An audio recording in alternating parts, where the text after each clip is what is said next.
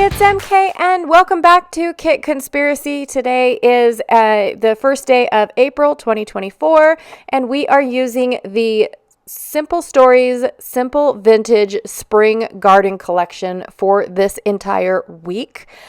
So I went ahead and yesterday I built a bunch of page kits, and today I will be doing the first page from that page kit. So I really don't share with you guys all of the supplies that I have pulled out for this kit because I already did that yesterday in the video. So I will just be kind of going through it, familiarizing myself with it, because it wasn't like I actually did that yesterday. That was just when the video went live. I am so sorry, you guys.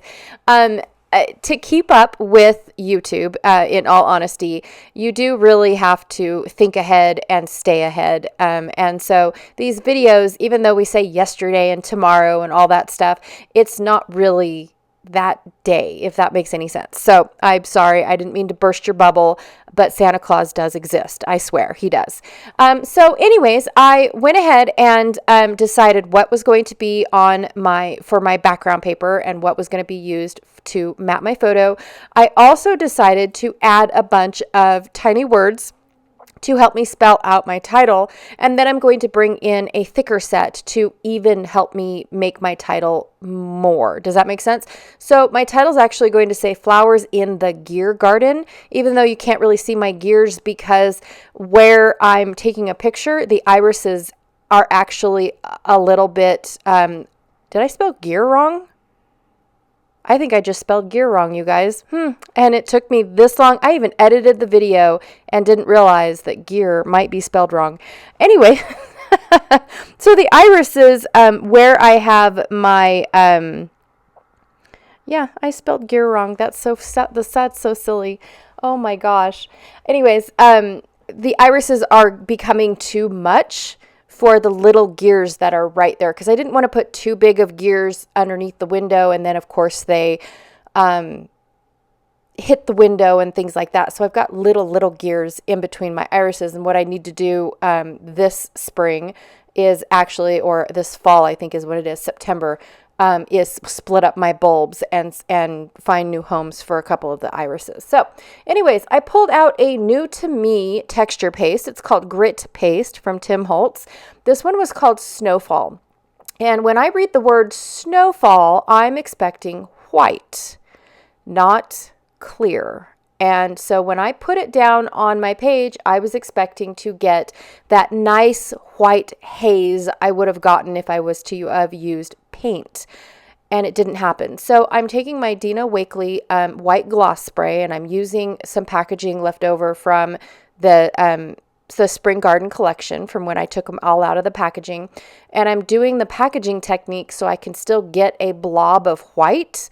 But then, of course, I also wanted a little bit of splattering too. And yeah, by the time that I'm done with all of this, I don't think you can even tell that is what I did at all, except for the fact that when I add the rub-ons, it gives the rub-ons a little bit of texture, which I do like that. But unless you're going to touchy-feely my layout, you won't know that. So needless to say, all of that was a lesson learned. I don't want to say it was a waste of time because I needed to know it eventually, right?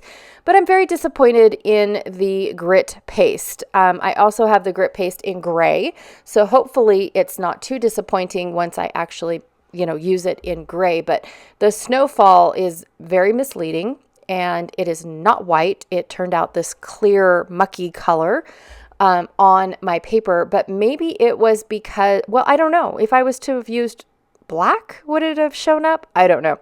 I'll still keep trying it because I do like the texture of the grit paste. I guess I just need to go do some research on it. So anyways, gonna go ahead and start off with the rub-ons, and I'm going to try to stretch them all the way down this right side of my page. There are a little bit of pieces that I really wanted to overlap, like that black pot just seemed out of place when the other pots were brown. It just seemed like an eyesore. I definitely didn't want to cover up my flower, so I left my flower out, knowing that I'm going to cover up half of my pots with the papers I picked out. So I keep all of that in mind when I went to put all of these rub-ons on. This one here, I was trying to not put the bee down, and then I realized, it's okay. You probably won't even be noticed. And needless to say, I tried to bring in the bees, and I think because most of them were on the foam, I opted not to bring them out. I really struggled with the foam in this collection this go around. Normally I don't have a problem incorporating the foam and getting it to work with my layout, but for all of these layouts going forward, I do struggle a little bit with the foam pieces. They just seem like they don't mesh well with what I have going on the page. It's different this go around, and I don't know why. So I just trimmed around my photo, and I took the white border that was already on my photo and went ahead and trimmed it down to where it was even all the way across the page. I think I was going for like a 1/16 of an inch. And then that way I have a nice double border without doing any work or adding extra layers. So, and then of course, when I flipped over my leftover piece that I had for this photo mat, I really liked the gingham. That wasn't something I planned on doing. So I'm going to go ahead and add that in there going, that's actually pretty cool. I like that.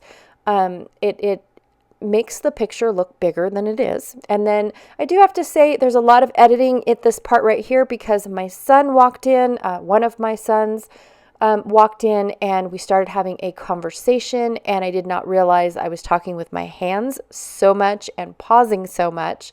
But he was commenting about the shadow. He's like, Mom, you should have took that picture at this time of the day, because he's taking a photography class. And giving me pointers based off of what he sees in my picture. And I'm just like, seriously? What if I wanted my picture there, because I'm never in the picture, so at least I have my shadow in the picture. And he's like, oh, well, that's a good point, Mom. I was like, yep. I make up stuff all the time, even if my kids buy it. So anyways, actually this picture is of me showing how my irises bloomed after a horrible winter that we had, because my girlfriend, she doesn't have these mini irises like I do. She actually has the full-blown giant irises. And none of hers bloomed, like none of them. And so I was taking a picture of mine to show her that mine bloom. And then what's really cool is they bloom all the way till July, which is odd for them. And I don't know if it's because half of the time they're in the shade. But normally by July, it's too hot for them to continue on, because they are spring flowers. And so I definitely was impressed that that they just keep coming and coming and coming. The first set come around April, depending on, in all honesty, it depends on how wet of a season we had. And here I spelled Garrett wrong again. It is still wrong in the pictures too. I haven't fixed it. That's awesome. I didn't notice that until like right now. Another thing too is when I went to go pick up my alphas, that it also picked up a little bit of the rub-on from the grit paste. So I had to go and clean one of the A's, the only A, because that's the one that actually did the most damage. But you don't notice it, and you probably wouldn't have noticed it if I didn't say anything.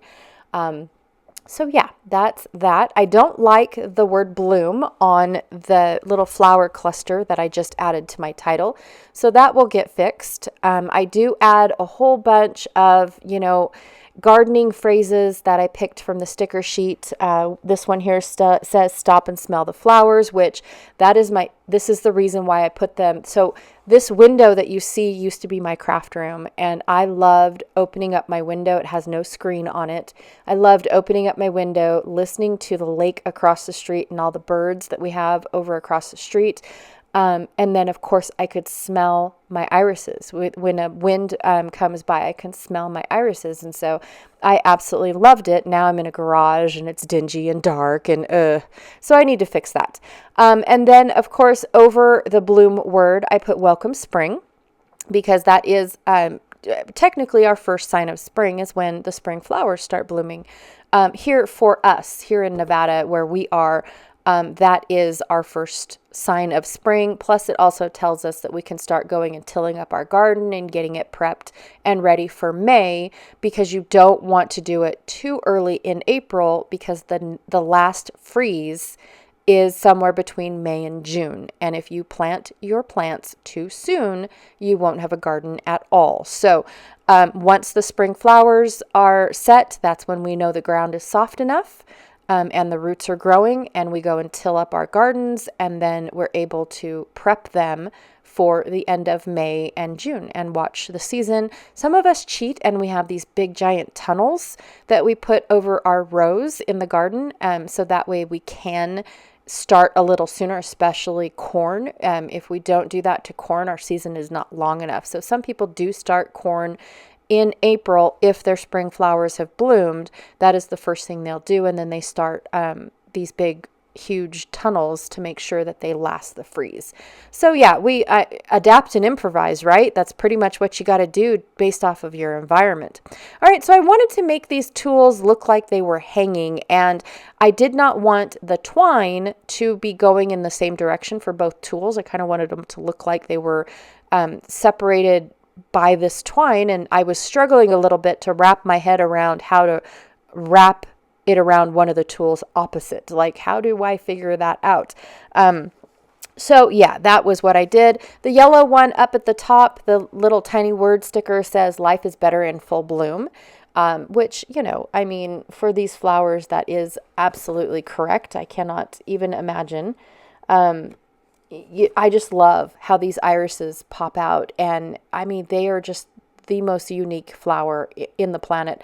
I do wish I had the giant bulb irises, but not yet. I do need to work on more of my landscaping before I want to bring in irises and whatnot. So it's a work in progress. And the last word sticker that I'm putting in is happiness is gardening, and that is so true.